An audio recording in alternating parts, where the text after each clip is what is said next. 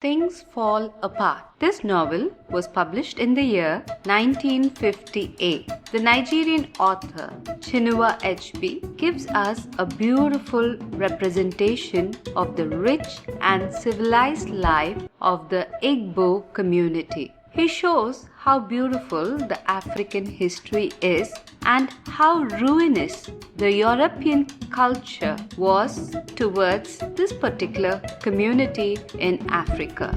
In fact, this particular novel critiqued Joseph Conrad's famous novel, The Heart of Darkness, which documents African natives from the point of view of the imperialistic European countries.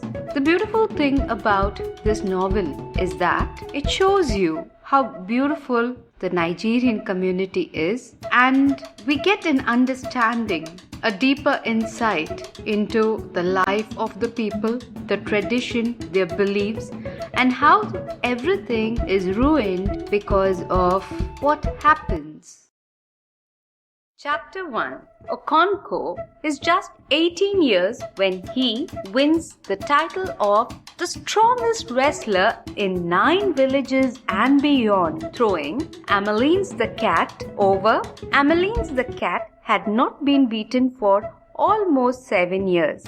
Okonkwo's fame as a wrestler continues to grow, and he has 3 wives and many children and is living with fame in his village. There is a lot of positivity showing the strength and aggressiveness of Okonkwo as a young man. However, there is also a downside to Okonkwo, who is shown to be short-tempered in this particular novel. Now, there's also a great amount of focus on the relationship between Okonkwo and his father, Unoka. Unoka had died 10 years earlier. However, the nature of Okonkwo and Unoka is in total contrast because Unoka was not such a strong man like Okonkwo. Unoka is portrayed to be lazy and irresponsible, continuously borrowing money from his neighbor, and is quite successful in it. Unoka also loved music, and he was not recognized or respected because he played music during festival times as well. Well, of course, he was considered a failure because he could not provide food for his wife or children. The narrative also exposes a situation in which Unoka's neighbor Okai visits him and brings along his goat's skin to sit on. They sit together and they have a good talk, and Unoka offers him a kola nut. There's a mild argument about who should break the kola nut first, and later on they start discussing about health, harvest, war. Unoka is a little bit uncomfortable when they speak about war, so he tries to change the subject. Finally, Okai comes to the point of his visit and asks Unoka to return his 200 cowries. Unoka points out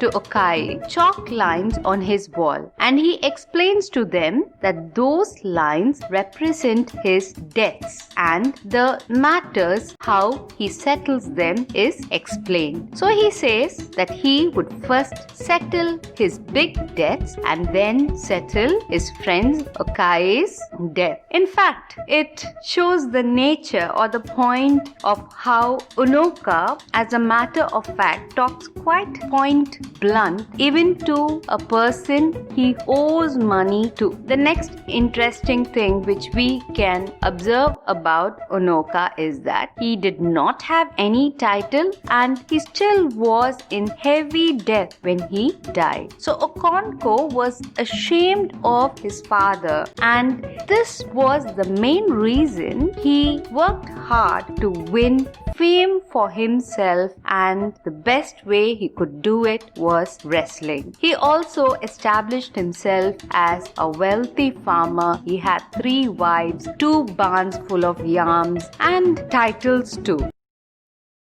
Chapter 2. We are given a glimpse of a tradition that relies on a town crier to spread the news and gather the clan members for meetings, showing how important the aspect of speech was to the community or the Umofia society. Now, Okonko was sitting on his bed one night when he hears the origin of the town crier. The town crier was summoning all the men of Umofia to gather the next morning in the marketplace. However, Okonko feels he hears there is a slight tinge of tragedy in his voice. There is also a beautiful description about how quiet and dark the night is and how the children are actually advised not to whistle or call the names of evil spirits and also name wild animals or snakes. They believe that even mentioning a name that is not good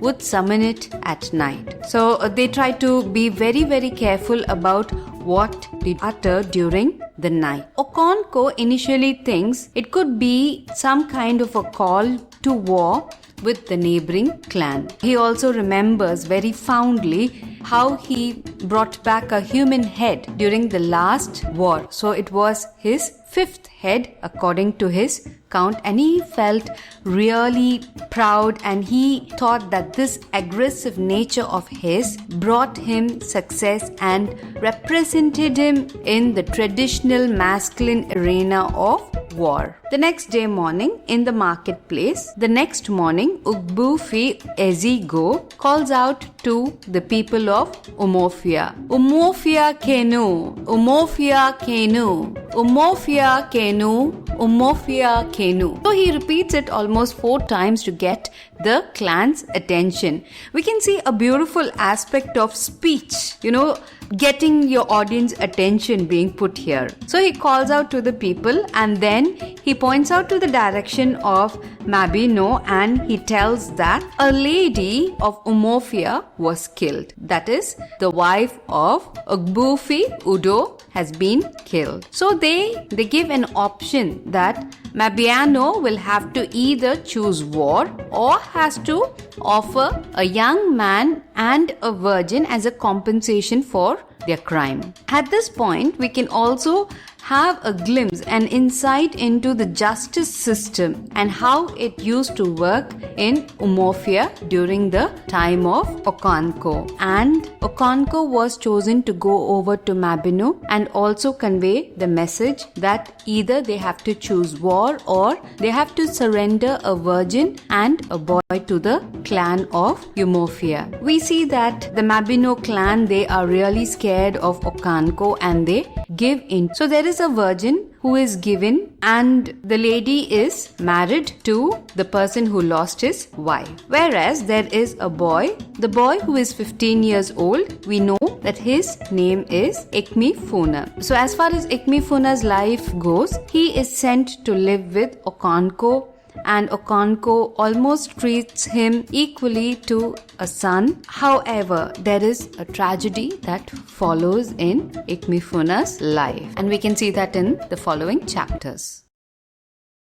Chapter 3. We have an insight into the life of Okonko before he started off to be a rich man. From this chapter, we have an understanding that Onoka, the father of Okonko, really did not leave anything for Okonko to inherit. In fact, there was a common story that was shared around the village of Umofia with regard to Onoka. Once Onoka went to the oracle of the hills and caves, Akbala, because he was experiencing bad harvest. So he asked the oracle why he was reaping terrible produces every year, even though he was making sacrifices and he was strictly practicing the planting methods. We see the oracle really irritated, and the Chika, that is the oracle, tells him that he had insulted the spirits with his laziness because he did not work, and he kept on planting his plants in the land where there was less fertility, and he has actually depleted the fertility of the soil by sowing on the same soil again and again. So the priestess tells Unoka to go home and work like a man. This is the only thing she can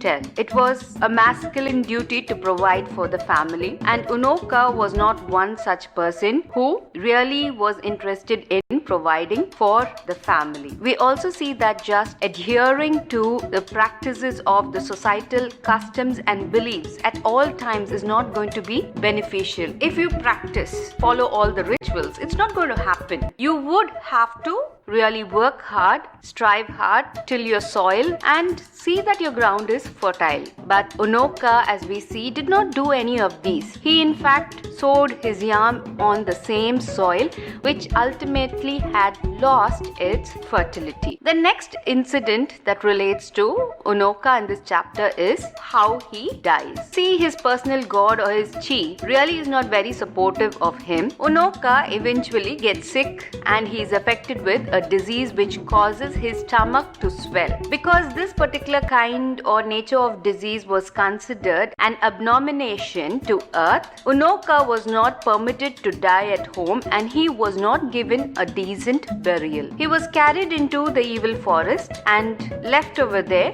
to die. Here in chapter 3 we see that Okonko really has been affected by poverty, which was resultant because of his father's behavior, and also the shameful death of his father who was left to die in the evil forest. In order to create his own wealth and reputation, in this chapter we see goes to a wealthy man called Nawakibi. Now from the narrative we also understand that Nawakibi was an extraordinary man, a man with a lot of titles in the clan. He had 3 horse shelters, he had 9 spouses and 30 kids. So this is how his position in the society was considered and he was valued. Kibi gave seed yams, more seed yams than expected. Okonko was really happy. So as far as the contract between Nawakibi and Okonko was concerned, Okonko could keep 66% of the share and give 33 to Nawakibi. However, what happens is that particular year when Nawakibi was generous and gave Okonko seeds, the harvest is very bad because of extensive rains. In fact, the narrative also tells us about a man who hung himself because of bad crop. So even in this situation, Okonko survived, and he thought if he could survive such a bad harvest, his future also would be good and he will be able to survive through any situation.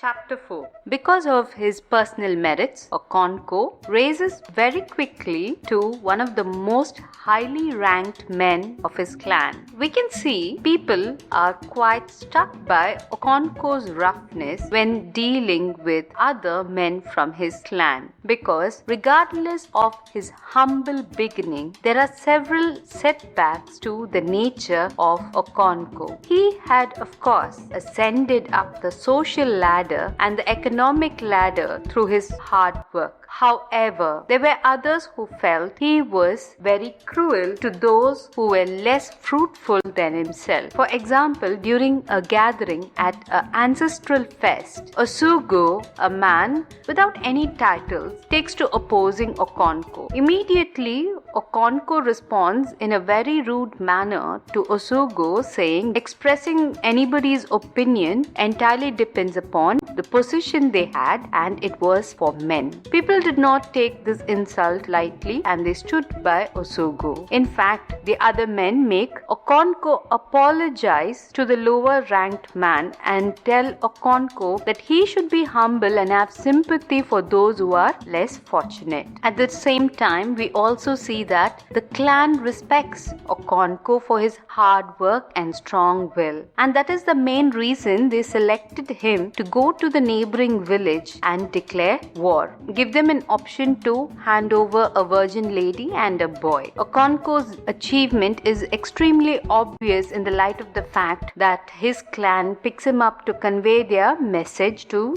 the enemy clan. At the same time, the enemy clan, when they meet Okonko, they give in, they pay heed to what Okonko asks for, and they hand over Ikmefuna and a virgin girl to Okonko as a part of their negotiations. Upon his return, the virgin is given to Odo as a wife and Ikmefuna is given to Okonko to be under his care till the clan could decide what to do with him. And this really takes almost 3 years for the clan to decide what they could do with Ikmefuna. Ikmefuna becomes homesick at first. He is very frightened. However, the first wife of Okonko, Noe's mother, treats him very kindly. We also see there is a very beautiful relationship that develops between Noe and Ikmefuna in a very beautiful manner. Ikmefuna becomes popular with Noe and also the household of Okonko. In fact, Okonko develops a soft corner for Ikmefuna,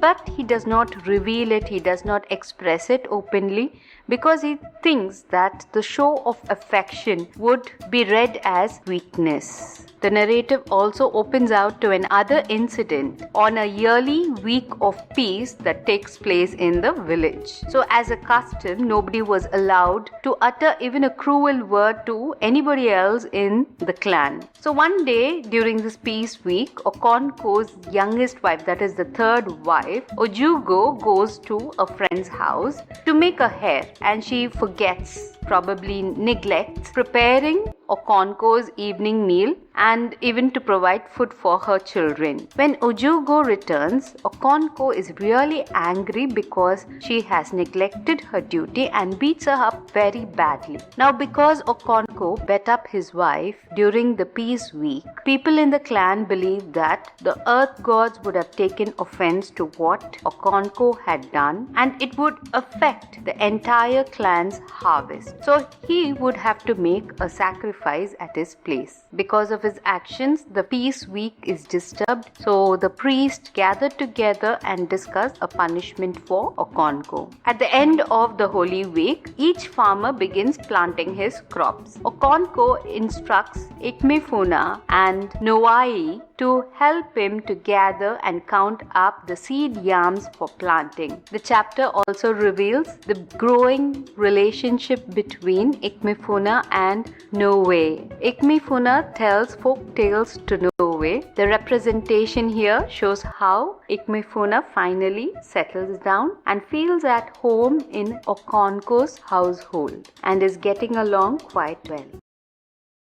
Chapter 5 opens with a vivid description about the festival of the new yam, and all the villagers are shown to be excited. During this festival, the village of Umofia gets ready for the feast of the new yam. All the yams left unused from the previous year are discarded and everything utilized as a part of getting ready for the new yam festival has to be washed before being utilized. Okonko and his family are also preparing for the feast, and Okonko would have to invite all his 3 wives-in-laws. There is an elaborate description about how much of food is being cooked during the new yam festival. Okonko, however, prefers to work than party. However, Okonko welcomes his relatives. While every other person appears to be excited about the celebration, Okonko realizes that he is not really into attending the celebration,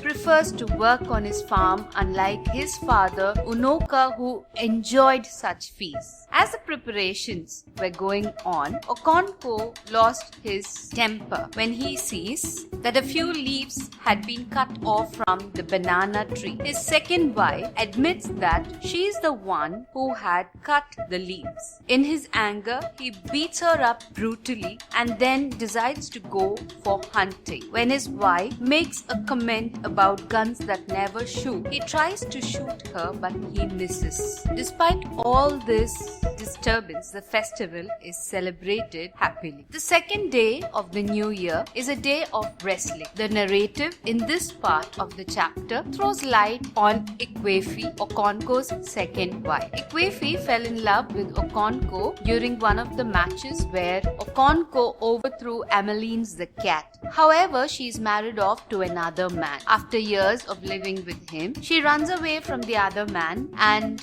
comes to live with Okonko. Ikwefi has one daughter, Nzima. Nzima is quite a pretty, charming and clever girl and one of Okonko's favorite children. We see Okonko often refer that she should have been a boy. As the chapter closes, we hear drums resounding as a preparation for the wrestling match. Chapter 6. The whole village attends the wrestling match. The initial match begins with the younger boys in the age group of 15 or 16, and these matches were generally set in a scene. However, one boy stands out. Maduka, the son of Obrika, defeats his opponent so quickly that most of the audience could not even see his winning move. At the same time, we also see Ikwefi speaking to Shilio. Shilio is quite an ordinary woman but has a great position and power in the village as she was the priestess of Agbala, the oracle of the hills and caves. Shilio was also a widow who had 2 children. People considered her to be a different person when the spirit of the goddess entered her. During the conversation Ikwefi and Shilio have, we understand that Ikwefi had many children. However, none of them survived. It is only Nzima, who was 10 years then, who stayed with her. As the wrestling match continued, the drumming began again. The last match was between the leaders of the teams and the 2 leaders, Ikizu and Okafu. The match goes on until Ikizu, in his desperation, makes a mistake and Okafu wins. The people cheer him and the clan carries him as a show of celebration. Chapter 7. It was almost 3 years since Ikmefuna moved into Okonko's household, becoming a part of his family. His relationship with Noe had improved. Noe took pleasure in performing masculine tasks around the household, especially after the arrival of Ikmefuna. The narrative also represents the arrival of locusts on the grounds of Umofia. However, the locusts were no threat to the crops. They arrived only after harvest season, and the swarm of locusts became a delicacy to the people of Umofia. One day, as Okonko was enjoying the locusts, one of the village elders, Obufi Esidu, entered he informed Okonko not to take part in the death of Ikmefuna because the oracle had predicted that the child had to be executed the next day. We see later on that Okonko informs Ikmefuna that he was to return home. Some of the men from Umofia gather at Okonko's hut and they take Ikmefuna. Okonko, despite the warning, joins the men of his village and they take the boy into the forest. The narrative reveals how Ikmefuna contemplates his meeting with his family as they walk for hours and hours together. But suddenly during the walk, the group stop and they kill him. The final death blow comes from Okonko. Later that night, when Okonko returns home, Noe understands that Ikmefuna had been killed. He is overcome by sadness but does not cry because something deep inside had broken inside him. The harvest season follows. The family gets together, the yams come from the harvest. In fact, this was the second time Noe was feeling sad deep within after the death of Ikmefuna. The first occasion had been the previous year during the harvest season when he had heard the voice of infants crying deep in the woods. Chapter 8. Okonko feels quite guilty about killing Ikmefuna and he thinks that he shouldn't have gone. He is not able to bring himself to eat any food for almost 2 days. On the third day, he asks his wife Ikwefi to prepare some food for him and bring it to his tent. Okonko insists that Noe spends time with him in his tent. However, Noe is pretty scared to spend time with his father Okonko. Ezinma, his daughter, brings food to his tent, and as Okonko eats, he insists that Ezinma should have been born a boy because she had the right spirit. Okonko in this narrative is also seen to work hard on himself. He doesn't want to show his weakness, as people of his village might think he has become weak like a woman, and sadness which he carries in his heart after he has killed Ikmefuna. To distract himself from his sadness,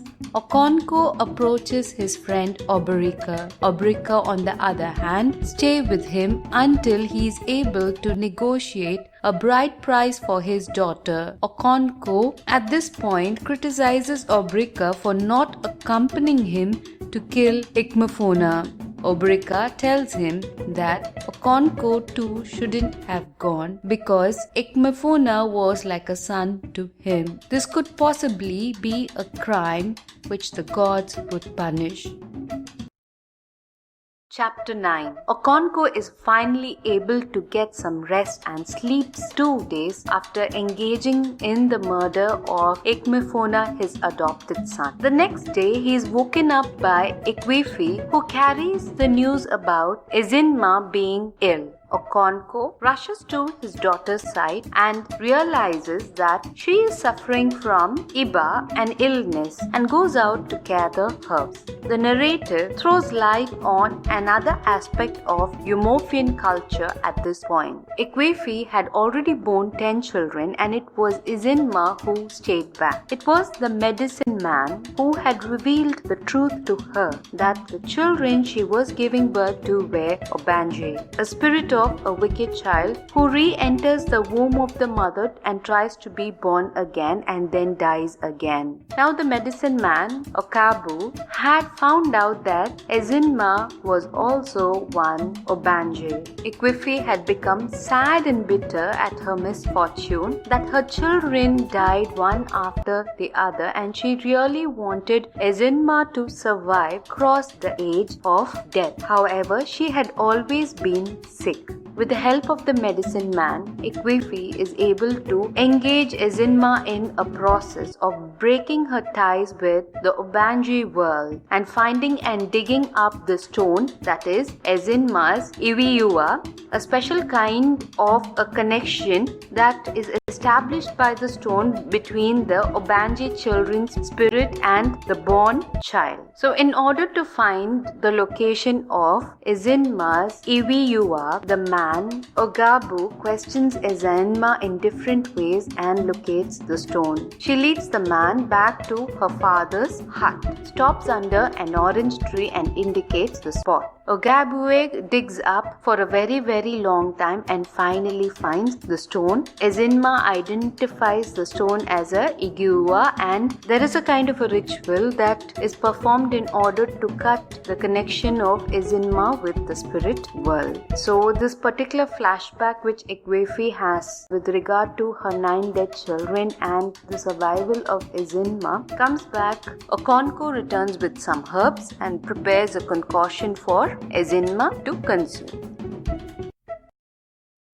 Chapter 10. The chapter opens with a great gathering of the Yumofian clan. Large crowds gather around the Ilo or the village playground, and the ceremony is meant mostly for men. However, women can look from the fringe of the crowd and they are quite scared whenever the Igugu come up to them. This interesting village ceremony draws attention of a large crowd. In fact, the narrative represents 2 small groups of people who have a face-off as the drums beat. They seem to have a family dispute. The ceremony is performed in order to settle the dispute between Magmafu's brothers and her husband Uzulu and his family. There is a sound of gong that signals that the ritual has begun and the audience look into the Egugu's house. We have specifications about how the house is maintained. Now when the gong goes off, the spirits of the Eumorphian ancestors, they come out from the forest and they have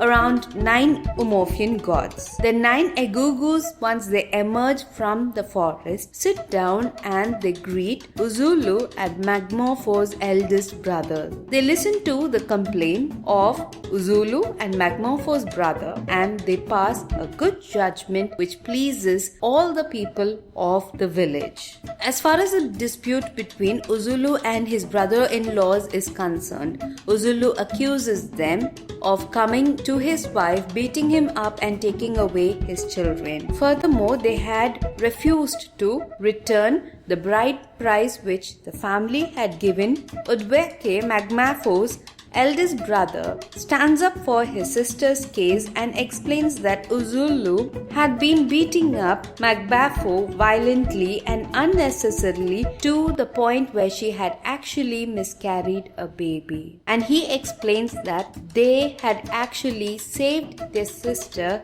from Uzulu. After listening to the dispute, the Igbubu consult in private and they declare the sentence. They command Uzulu to go to his in-laws with an offering of wine and beg his wife to return. They also warn him not to beat up his wife anymore.